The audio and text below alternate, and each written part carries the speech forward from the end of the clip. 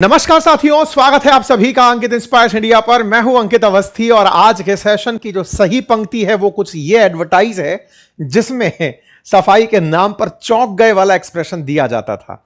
रजनीकांत का डायलॉग कि क्यों हिला डाला, ये शब्द बड़ा बनता है क्योंकि ईरान ने कुछ ऐसा कर दिया है जिससे ना केवल अमेरिका बल्कि पश्चिम के जितने भी देश हैं उन सब में एक भय का माहौल है।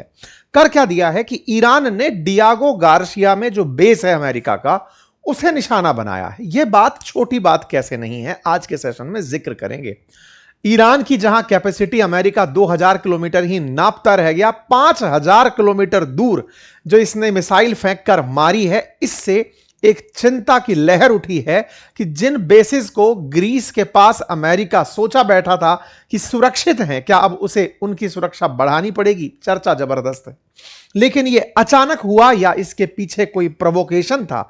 इतने दिन से डियागो गार्सिया निशाना क्यों नहीं बना, तो उसका कारण है कीर स्टारमर, क्योंकि हाल ही में यूके की तरफ से कहा गया कि वो यूएस को डियागो गार्सिया यूज करने की इजाजत देता है। इधर इजाजत हुई, दूसरे दिन धमाका। इसी के चर्चा आज के सेशन में, क्योंकि सीएनएन के अनुसार अमेरिकी अधिकारियों ने इसकी पुष्टि की है कि ईरान ने 2 मिसाइलें दागी। हालांकि उनमें से कोई भी निशाने पर नहीं लगी, लेकिन फिर भी अगर 3800 किलोमीटर दूर जो बिल्कुल बेस टू बेस बात मान ली जाए तो यह बहुत बड़ी बात बनकर आती है। कहां की चर्चा हो रही है, एक बार मैप पर समझते हैं, इसके कारण समझते हैं, क्या और स्थितियां बन सकती हैं वो समझेंगे।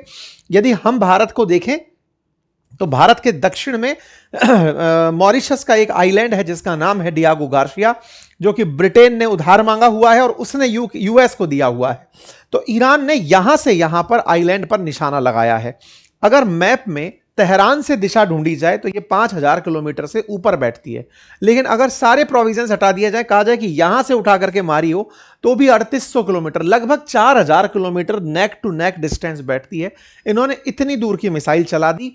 ये अमेरिकी अखबार ने हेडलाइन बनाई है कि ईरान ने टारगेट किया Diego Garcia base with ballistic missile. Sir, ऐसा इसमें कौन सी बड़ी बात है? बड़ी बात यह है कि अब तक तमाम खुफिया एजेंसी, अमेरिका हो या फिर इजराइल की हो, वो 2000 किलोमीटर ही इनकी अधिकतम क्षमता जानते थे और मानते थे। लेकिन इन्होंने 4000 किलोमीटर दूर अगर सच में मिसाइल चला दी है तो यह अपने आप में एक बड़ी खबर बनती है। सबसे बड़ी खबर यह कि यह केवल अब अमेरिका नहीं, यूके को भी सीधा सीधा निशाने पर लिया गया है। कुछ इस तरह का है डियागो गार्सिया, और इसकी खासियत यह है कि अमेरिका ने जिन B-2 बॉम्बर्स से नतांज पर हमला किया था वो B-2 बॉम्बर्स यहीं पर तैनात किए हुए हैं। बड़ी मात्रा में B-2 बॉम्बर्स यहां पर तैनात हैं और ये विशेष रूप से ईरान पर हमला करने के लिए ही लाए गए थे। दुनिया में B-2 बॉम्बर्स को 6th जनरेशन फाइटर जेट के तरीके से अमेरिका प्रेजेंट करता है। वो इन्हें F-35 से भी ऊपर का मानता है। ये मानता है कि ये पकड़ में तो आते ही नहीं है और ये जो गोला फेंकते हैं वो दुनिया में सबसे गहराई तक जाकर पेनिट्रेट कर सकता है, मतलब इतने हैवी बम को ले जाने में सक्षम है। ऐसे में इस जगह जहां B-2 बॉम्बर खड़ा है, जिसे उड़ते निशाना ना बनाया जा सके लेकिन खड़े को निशाना बना दिया गया हो, तो यह एक बड़ी चर्चा का विषय हो सकता है। हालांकि अभी निशाना बनाने की बात नहीं है, इस बेस को निशाना बनाने की हेडलाइन बन रही है। कुछ इस तरह से यहां पर युद्धपोत तैनात रहते हैं, वॉरशिप तैनात रहते हैं, और कुछ इस तरह से यहां पर फाइटर जेट्स और B-2 स्प्लिट तैनात दिखाई सैटेलाइट में देती है। ऐसे में यह भी माना जाता है कि अमेरिका ने जो हाल ही में भारत के नजदीक से निकलती IRIS देना को निशाना बनाया था, वो सबमरीन भी डियागो गार्सिया पर ही तैनात थी। ऐसे में अगर डियागो गार्सिया पर फिर से मिसाइल की चर्चाएं हैं तो क्या अमेरिका को इस बात के लिए चिंतित होना चाहिए कि उसका एकमात्र बेस जिस पर हमला हुआ है वो डियागो गार्सिया है? क्योंकि वेस्ट एशिया के अंदर जिन देशों में फिलहाल हमले हो रहे हैं वो किसी और देश की ली हुई टेरिटरी है। यहां तो यूके और यूएस संयुक्त रूप से युद्ध अनाउंस कर चुके हैं और वहां हमला अपने आप में बड़ा है। हालांकि डियागो गार्सिया का विवाद लंबा पुराना है, आपको कई बार हमने सेशन के अंदर जिक्र भी किया है। अमेरिका लंबे समय से ब्रिटेन से इसे मांग रहा था कि भैया यहां से हमें हमला करने की इजाजत दो। ब्रिटेन ने मना कर रखा था लेकिन ट्रंप ने बीते 2-4 दिनों में जो नाटो को धमकी दी, उसके बाद में हमने आपको 2 दिन पहले भी बताया था कि 6 यूरोपियन देश तैयार हुए कि आइए सर, हम तैयार हैं युद्ध में आपके साथ चलने के लिए। तो उनमें से ब्रिटेन भी तैयार हुआ था और उसने डियागो गार्सिया को हमला करने की इजाजत दी थी। ब्रिटेन क्यों तैयार नहीं हुआ था उस पर भी हमने कई सेशंस आपको पहले किए हैं। लेकिन हां, अब यूके तैयार हो गया है, यह भी अमेरिका के लिए एक बड़ी एडवांटेज है। यूके का तैयार होना 21 मार्च को ही हुआ कि ठीक है सर, हमारा बेस आप यूज कर लो। और आज के दिन आप जो खबर खबर सुन रहे हैं वो 21 मार्च पे ही है। आज सुबह खबर बनकर आई कि डियागो गार्सिया तैनात करने के लिए यूज कर सकते हो, हमला करने के लिए यूज कर सकते हो, और उसी के बाद हमले की खबर आ जाती है। देखिए ये जो हेडलाइन बनी है ना 21 मार्च की है, आज के सुबह अखबारों की है, रात से ही कारस्तानी चल रही है। असल में 21 मार्च को आज सुबह सुबह मतलब रात्रि, कल की रात 12:30 बजे ईरान के विदेश मंत्री ने ट्वीट करके कहा कि देखो भाई, ब्रिटेन के जो लोग हैं वो नहीं चाहते कि वो ईरान पर हमला करें। ब्रिटेन के अंदर जो लोग रह रहे हैं उनकी मंशा नहीं है कि ईरान युद्ध में ब्रिटेन शामिल हो, लेकिन कीर स्टारमर जबरदस्ती अमेरिका के दबाव में आकर के तैयार हो गए। अब उनका तैयार होना गलत है, और ऐसे में अगर प्रधानमंत्री अपने ही लोगों की बात नहीं मान रहे हैं तो यह सुरक्षित नहीं है ब्रिटेन के लिए। हम पहले ही चेतावनी दे रहे हैं, बाद में मत कहना बताया नहीं था। मतलब आप सोचकर देखो कि 12:30 बजे तो इन्होंने ट्वीट डाला है आज, और फिर सुबह सुबह हेडलाइन बन जाती है कि ईरान ने डियागो गार्सिया पर हमला कर दिया है। चर्चा जो बनी वो इसलिए क्योंकि यह जगह ईरान से बहुत दूर है। ईरान के पास जो मिसाइलें हैं वो 2000 किलोमीटर तक की मार की मानी जाती हैं, लेकिन इतना दूर मिसाइल चली जाएगी यह मानना अभी तक संशय का विषय था। कहा जा रहा है कि एक खोरा शहर 4 नाम की इनकी मिसाइल हो सकती है, जो कि 3000 से 4000 किलोमीटर की दूर में मार कर पाई होगी। इसका डर इस बात का बना कि रणनीतिक रूप से अब युद्ध के मायने बदल जाएंगे, क्योंकि अब तक इजराइल ही मार किया जा सकता था, अब यूरोप के अंदर भी मार किया जा सकेगा। मतलब इसकी रेंज जो है ना वो चर्चा का विषय है कि यह मिसाइल अगर यहां तक पहुंची है तो इसकी मिसाइल से अब ग्रीस से पार भी जाया जा सकेगा, उतनी दूर तक यूरोप में हमले किए जा सकेंगे। अगर ऐसा है तो यूरोप में बहुत सी जगह पर अमेरिका अपने अड्डे बनाकर बैठा है, उन सबको निशाना बनाया जा सकेगा। इसी तरह से दुनिया भर की चर्चाएं लोगों की चल रही हैं कि ईरान ने वो कर दिखाया जो एक्सपेक्टेड नहीं था, उसने वो मिसाइल चला दी जो एक्सपेक्टेड नहीं थी। अब चर्चा यह है कि अमेरिका का कहना है कि हमने इसको अपने इंटरसेप्टर्स के थ्रू रोक लिया। निश्चित ही अमेरिका के पास बड़े उन्नत किस्म के इंटरसेप्टर सिस्टम हैं जो मिसाइलों को आते हुए हवा में ही रोक देते हैं, लेकिन उससे भी बड़ी चुनौती यह है कि अमेरिका भले ही रोक दिया हो, लेकिन कई जगह ऐसी भी तो होंगी जहां पर यह सोच भी नहीं रहा होगा कि यहां हमला हो सकता है। जैसे इजराइल के बाहर मेडिटेरेनियन सी के अंदर कार्टे, जिस जगह पर अभी इनका अब्राहम जो फोर्ड करके इनका गेराल्ड फोर्ड वॉरशिप है वो सुधरने गया है, वो ये तैयारी में भी नहीं होंगे। इनको लगेगा ही नहीं कि ईरान इतना दूर मार करने आ जाएगा, ये वहां ईरान पर मार करने चला गया। इसके अंदर कई और समीकरण भी बनते हैं। समीकरण ये बनते हैं कि ये हो सकता है हमला दिख ईरान से रहा हो सकता है यमन से हुआ हो, और तीसरी बड़ी बात यह भी हो सकता है कि अमेरिका ने खुद किया हो, क्योंकि ये कॉन्स्पिरेसीज हैं। अभी तक यूरोप अमेरिका के साथ आ नहीं रहा है। एक रात पहले ब्रिटेन बोला है कि हम डियागो गार्सिया यूज करने की इजाजत देते हैं, अगले दिन हमला हो जा रहा है।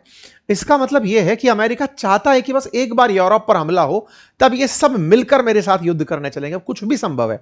यमन बहुत दिनों से गोला नहीं दागा है, हो सकता है कि यह गोला 2000 किलोमीटर का ही हो, लेकिन यमन से दाग दिया हो, तो यमन से डियागो गार्सिया 2000 किलोमीटर की रेंज में होगा, हो सकता है वहां से दाग दिया हो। तो अभी कुछ कहना मुश्किल है, लेकिन अगर वाकई में ईरान से यह मिसाइल चली है और अमेरिकी लोग सच बोल रहे हैं कि हमने 2 मिसाइलों को न्यूट्रलाइज किया है, मतलब हो सकता है अमेरिकी झूठ भी बोल दें, क्योंकि 2 अधिकारियों के हवाले से यह बात आई है।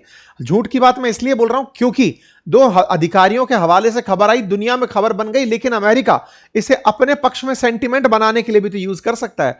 ब्रिटेन को यह कहकर के देख लो तुम्हारे अड्डे पर हमला किया इसने, तुम भी चलो मेरे साथ युद्ध करने। अभी तो तुम यूज करने की परमिशन दे रहे हो, तुम्हारे फाइटर जेट नहीं उड़ा रहे, तुम्हारे अपने लोग मरने नहीं भेज रहे हो, चलो मरने भेजो। तो कुछ भी संभव है, लेकिन रिसर्च संस्थानों का मानना है कि ऐसा अगर होता है तो ये इनकी खुर शहर करके जो मिसाइल 3000 से लेकर 4000 की रेंज की है वो हो सकती है, और इन्होंने लंबे समय तक इसको छुपा के रखा हो।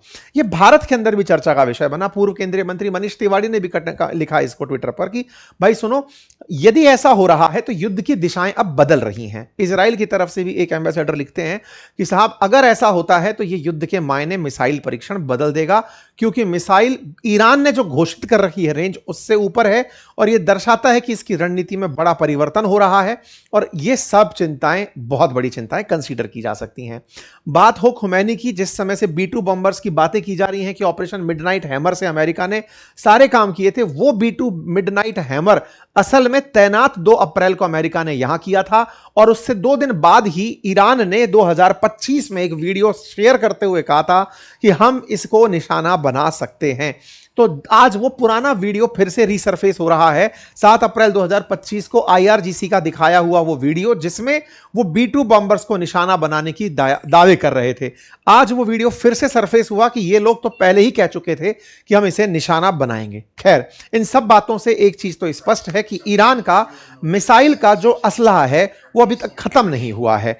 अमेरिका ने यह जरूर सोच लिया कि इन्होंने इसकी मिसाइल क्षमता को न्यूट्रलाइज कर दिया, लेकिन ऐसा करके यह अपने आप में एक बड़ी चुनौती पेश कर दिया है। 4,000 किलोमीटर की रेंज निश्चित ही संघर्ष को अब वैश्विक स्तर पर लेकर जाएगी। कई यूरोप के बड़े देश अब निशाने पर आ सकते हैं। इसका मतलब साफ है कि युद्ध का दायरा बढ़ सकता है, और बढ़ा तो अमेरिका के बाद यूरोप भी निशाने पर हो सकता है, और यूरोप निशाने पर होना युद्ध को व्यापक करेगा, और व्यापक होता युद्ध विश्व को, खाड़ी युद्ध को विश्व युद्ध की तरफ धकेल सकने की क्षमता रखता है। रही बात स्ट्रेट ऑफ हॉर्मुज की, तो स्ट्रेट ऑफ हॉर्मुज पर क्योंकि अभी हाइफा, इजराइल में हाइफा के पास जो गैराल R4 था इनका, वो तो जहाज दूर चला गया है। वहीं दूसरा जहाज जो ऑलरेडी अब्राहम लिंकन खड़ा है गल्फ ऑफ ओमान में, उसकी मदद करने के लिए अभी त्रिपोली चल करके यूएस नेवी का जो वॉरशिप कैरियर है वो त्रिपोली चलते हुए आ रहा है, और वो इस समय श्रीलंका पार कर रहा है। ये वही लोकेशन पार कर रहा है जहां IRIS देना पार किया था और वो डूब गया था। देना वाली जगह से त्रिपोली पार कर रहा है, और ऐसे में डियागो गार्सिया पर निशाना बनाकर ईरान ने इस पूरे के पूरे त्रिपोली के मिशन को भी चिंता में डाल दिया है कि वो अमेरिका के साथ इस IRIS देना का बदला लेना चाहता है। अमेरिका ने जिस तरह अपनी सबमरीन से निशाना बनाया था, बिल्कुल वैसे ही अमेरिका को भी चुनौती दी जा सकती है।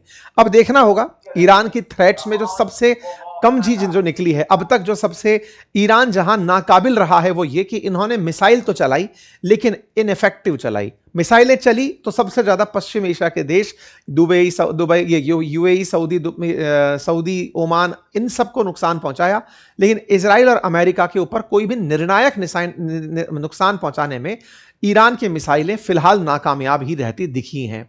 देखना होगा कि यदि ये कुछ स्ट्रेटेजिकल मिसाइल यूज करते हैं, क्योंकि अमेरिका की तरफ से और इजराइल की तरफ से जो भी मिसाइलें चलाई गई वो इतनी प्रिसाइज थी कि घर पर मारा गया तो हम नहीं मरे, लारिजानी को मारा गया तो वो मरे, मतलब एग्जैक्ट लोकेशन पर चली हुई मिसाइलें थी। लेकिन ईरान की तरफ से चली हुई जो मिसाइलें हैं वो केवल पटाखों की तरह तमाशे कर रही हैं, टारगेट किलिंग तक नहीं कर पा रही हैं। इसका मतलब अभी इनका मिसाइल क्षमता उतनी ताकतवर भी नहीं है जितनी अमेरिका और इजराइल के पास है, लेकिन हां, चुनौती तो पेश कर ही रहे हैं। जैसा भी होगा आपको अपडेट के रूप में आगे जानकारी दी जाएंगी। फिलहाल के लिए इतना ही। जानकारी पसंद आई हो तो साथियों से साझा करें। चैनल पर नए हैं तो सब्सक्राइब करना ना भूलें। लिंक कमेंट बॉक्स में सब्सक्राइब का आपको साफ ऊपर दिख रहा होता है, उसको प्लीज दबा दीजिए। धन्यवाद।